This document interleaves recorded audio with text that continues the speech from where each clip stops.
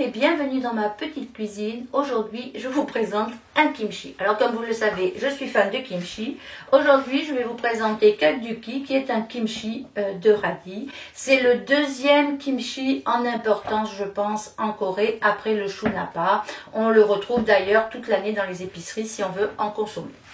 Alors normalement il se fait avec le radis japonais qui s'appelle le daikon, ce gros radis blanc. Mais là j'ai ramassé d'autres radis. Donc normalement comme on le fait sur un radis long, on va tailler des cubes. Ici je ne peux pas tailler des cubes.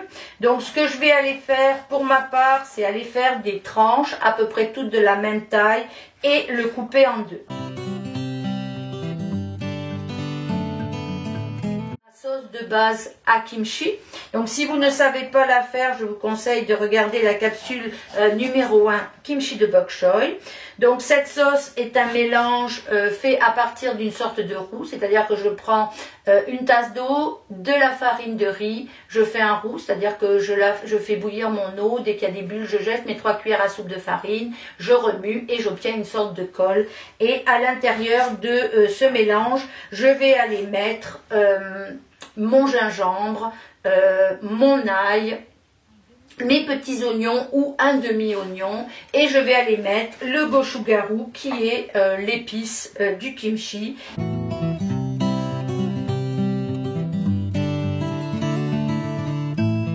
Pendant que j'ai fait ma sauce à kimchi, j'avais été mettre du sel que j'ai été mettre sur mes radis pour que mes radis dégorgent. La quantité de sel n'est pas importante puisque de toute façon, je vais les rincer à grande eau. Donc on va aller rincer les radis à grande eau, puis après aller les placer directement dans le contenant pour ajouter la sauce à kimchi.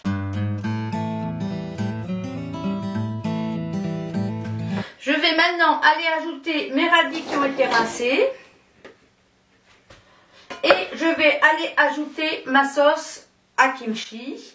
Alors vous voyez la couleur de ma sauce n'est pas orange parce que je ne mets pas assez de gochugaru, mais sinon je ne peux pas le manger.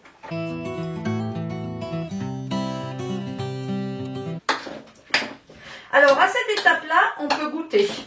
On peut aller mettre du poivre. On pourrait mettre d'autres épices si on voulait. Alors moi je trouve que c'est toujours important de goûter. C'est sûr que ça goûte déjà très bon. Mais que pour l'instant le radis est très dominant. La sauce est beaucoup moins présente. Maintenant on va aller remplir notre pot. Je vais donc commencer à remplir mon pot. Alors si on voulait faire un dessin, il faudrait le faire tout de suite, il faudrait l'intégrer ici et après pousser la matière dessus. C'est comme ça qu'on fait des dessins. Bon, ce soir je suis pressée, il n'y aura pas de dessin. On va aller mettre la feuille. Comme je le dis toujours, la feuille est non négociable. Donc là j'ai pris une feuille de chou parce que j'ai plein de choux en ce moment, alors tant qu'à faire je profite. Donc je vous le montre, vous voyez je suis montée jusque là, à peu près jusqu'ici. Là je vais aller prendre ma feuille de chou, alors j'aime bien la rincer. Elle est propre mais j'aime bien la rincer. Alors si mes fans étaient assez grands j'aurais mis une fan, mais vous comprenez que moi ce que j'aime bien c'est avoir la même taille. Comme ça je sais que j'ai rien qui va passer en haut. J'ai pas de légumes qui vont remonter au-dessus de ma feuille. Donc, bien souvent, je vais donner à ma feuille la forme exacte de mon ouverture. Voilà. Et là, je vais aller mettre un pois. Je vais aller mettre mon pois dessus. Je vais tasser pour que le jus remonte et juste le jus au-dessus. Donc là, on voit vraiment, c'est juste le jus qui est remonté au-dessus. Je vais aller mettre un joint neuf. Voilà. Et là, mon kimchi de radis est terminé. Alors, que va-t-il arriver par la suite? Donc, comme on le voit ici, je mets toujours un contenant, j'en ai plusieurs en attente. Voilà, ici j'ai une choucroute Et ici, j'ai une choucroute aussi, mais d'une autre version. C'est un pak dong. Donc en fait, qu'est-ce que je fais? Je vais le mettre sur mon comptoir, pas directement dans la lumière. Donc ici, il n'y a pas de lumière du jour.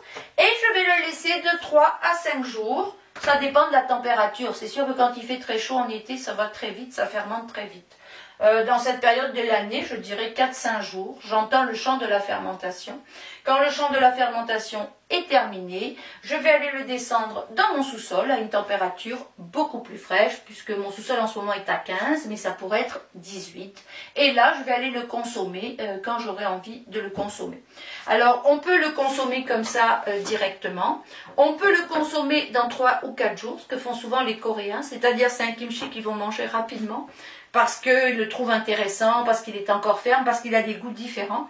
Mais ce kimchi, comme tous les kimchi, est un kimchi vivant, c'est-à-dire que plus vous le laissez, plus il va évoluer. Donc vous pouvez aller le goûter à différentes périodes. Du moment qu'il est ouvert, on le met au frigidaire. Et à partir du moment où il est ouvert, je dirais que ça se conserve un bon 3 semaines. Voilà, je vous souhaite une bonne fin de journée et je vous dis à la prochaine fois. Au revoir.